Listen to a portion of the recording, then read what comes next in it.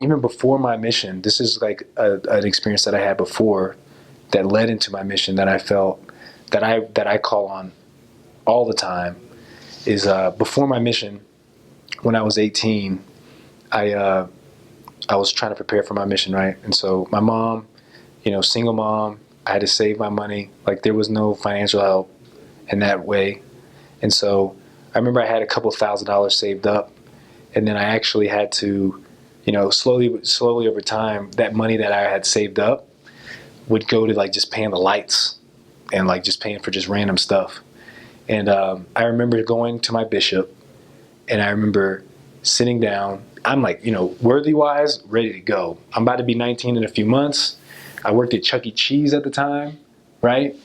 Yeah, I can make a mean pizza, and I used to be the mascot all the time, man. I used to get in that outfit, man. I used to, man, shoot. Have you seen Chuck E. Cheese do the moonwalk? Just saying. Anyway, and the splits, that was me.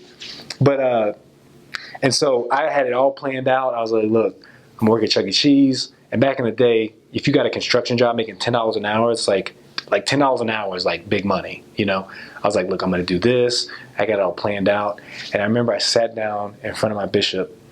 And like it just didn't add up that I was going to have enough money by the time I like actually turned 19.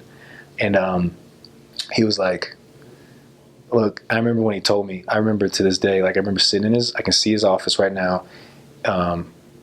It was Bishop Roberts. And I sat there, and he was like, look, we're going to have to prolong it a little bit to make sure you have enough money. And I remember I bawled in his face. And long story short, a couple weeks later, he introduced me to a family. So it was an elderly family. The husband was in his 70s. The wife was in her 60s.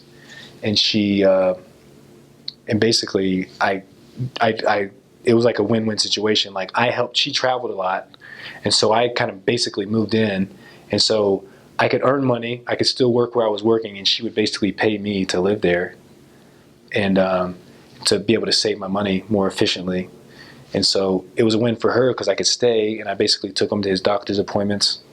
And I'm not sure if he had dementia or whatever it was, but in that process, it was like that building of my life was like I'm this 18-year-old, 19-year-old kid living with this family. I'm like trying to like go out, have fun, and here I am like doing these chores and like being like forced to grow up, and it was hard, right? And I remember I was sitting on there, I was sitting down one day, and I remember thinking like how hard this was. And I read in this Ensign, they were building a temple somewhere. I forgot where it was, but one of the scriptures that one of the people were quoting, they were like, my favorite scripture is Psalms 40. Because I'm thinking in my mind, I'm like, man, I should be able to just go on my mission, man. I'm worthy. Like, why do I have to wait? Like, I mean, I could easily save my money. Like, I had this plan. I was like, man, I'll get $5 from X amount of people each month. It was probably like 67,000 million people. But I was like, I can put it down, make sure they, I'll pay it back when I get back. And I was just so like, man, like, this is crazy. This is hard. Like, I should already be on my mission.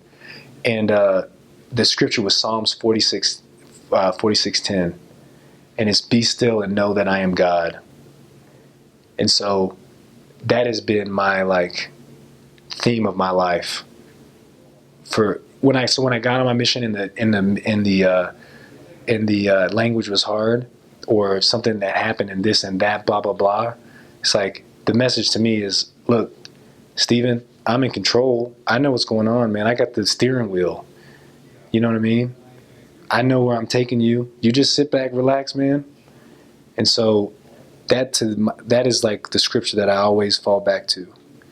Be still and know that I'm God. It's also in DNC too.